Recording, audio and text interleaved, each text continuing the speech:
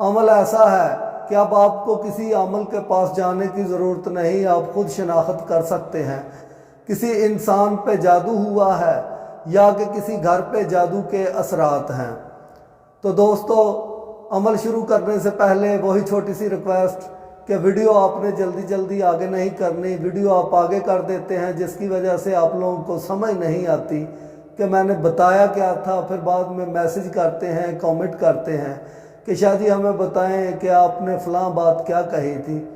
تو اس لیے دوستو ویڈیو کو بالکل بھی آگے نہیں کرنا، اور جن لوگوں نے ابھی تک ہمارے چینل کو سبسکرائب نہیں کیا وہ چینل کو سبسکرائب کریں، اور جو لوگ یہ عمل کرنا چاہتے ہیں وہ کامنٹ میں اللہ اکبر لکھیں۔ دوستو، آج جو آپ کو عمل بتا رہے ہیں اس سے آپ جادو کی شناخت کر سکتے ہیں اور جادو کا علاج بھی۔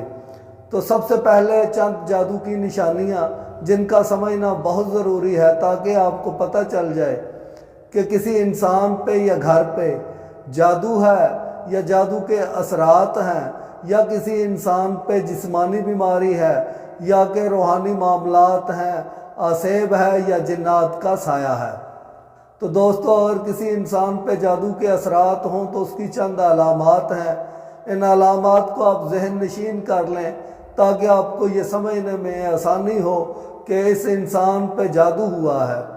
سب سے پہلی علامت تو یہ ہے کہ انسان کے گردن پہ، سر پہ، کمر پہ بوجھ رہتا ہے، انتڑیوں میں بوجھ محسوس ہوتا ہے، جسم تھکا تھکا رہتا ہے، طبیعت نڈھال رہتی ہے، اذان سن کر تکلیف ہوتی ہے، نماز قرآن میں دل نہیں لگتا۔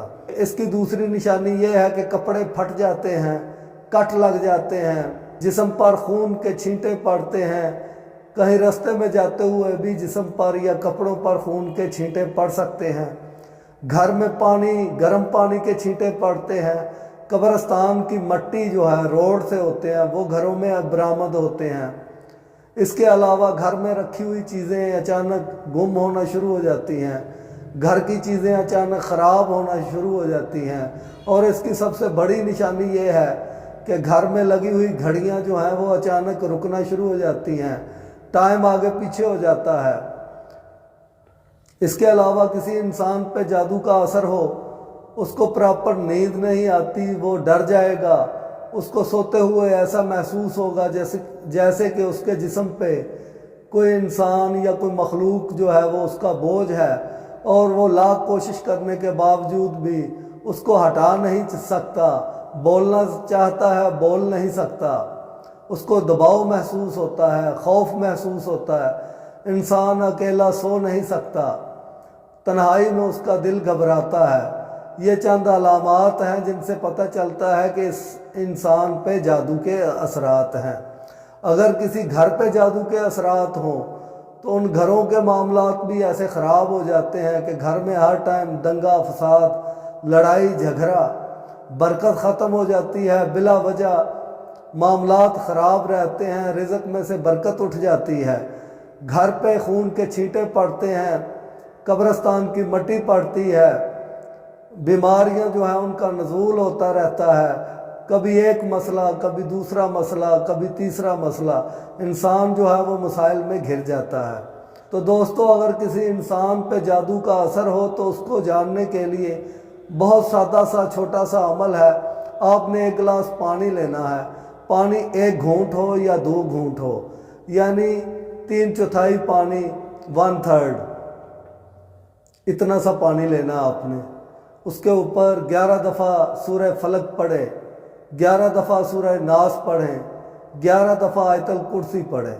اس کے بعد وہ پانی کو آپ نے منہ کے پاس رکھ کر پڑھنا ہے۔ اس میں جب بھی آپ سورہ فلق پڑھیں اس میں پھونک ماریں، سورہ ناس پڑھیں اس میں پھونک ماریں۔ ابتدا آپ نے آیت الکرسی سے کرنی ہے، سب سے پہلے آیت الکرسی پڑھنی ہے، اس کے بعد آپ نے سورہ فلق پڑھنی ہے، اس کے بعد آپ نے سورہ ناس پڑھنی ہے۔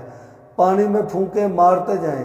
جس انسان پہ جادو کا اثر ہو اس انسان کو اگر آپ یہ پانی پلاتے ہیں، اگر پانی کا ذائقہ کڑوا محسوس ہوتا ہے تو اس کا مطلب ہے کہ اس انسان پہ جادو کے اثرات ہیں۔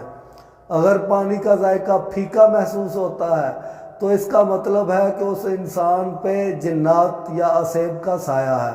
اور اگر پانی کا ذائقہ بالکل ٹھیک رہتا ہے تو پھر اس کو صرف وہم ہے، اور وہم کا علاج حکیم لقمان کے پاس بھی نہیں۔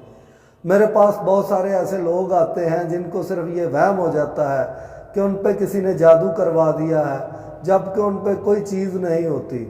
یاد رکھیں کہ جس انسان پہ جادو ہوا ہو اس پہ کلام الہی فوراً اثر کرتا ہے۔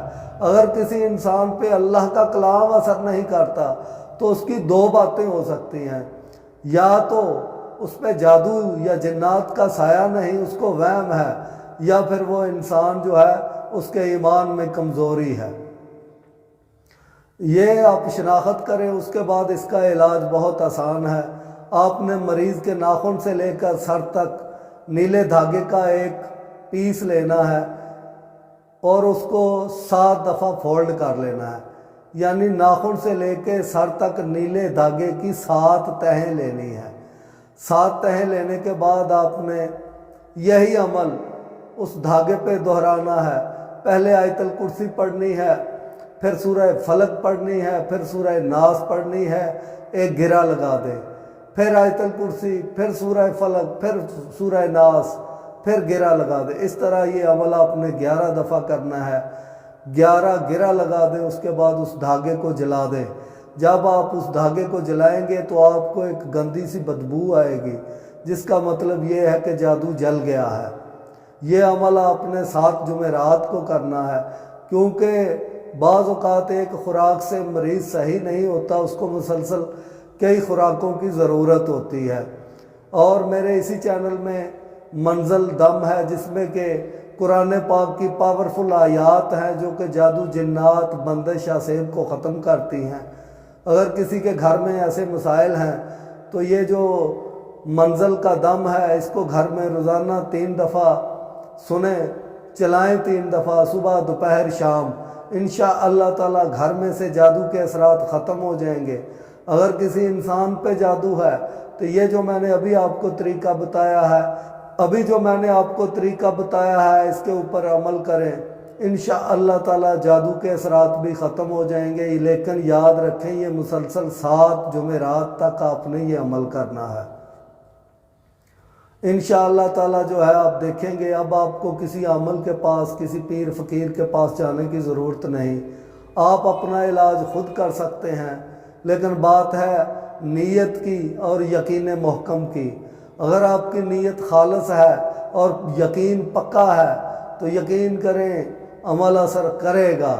اگر آپ کے نیت میں کمی ہے، آپ کے ارادے میں کمی ہے، تو پھر آپ کے اوپر دنیا کی کوئی طاقت اثر نہیں کر سکتی، کیونکہ یہ اللہ تعالیٰ کا کلام ہے اور یہ امپاسبل ہے، ناممکن ہے کہ اللہ تعالیٰ کا کلام انسان پہ اثر نہ کرے۔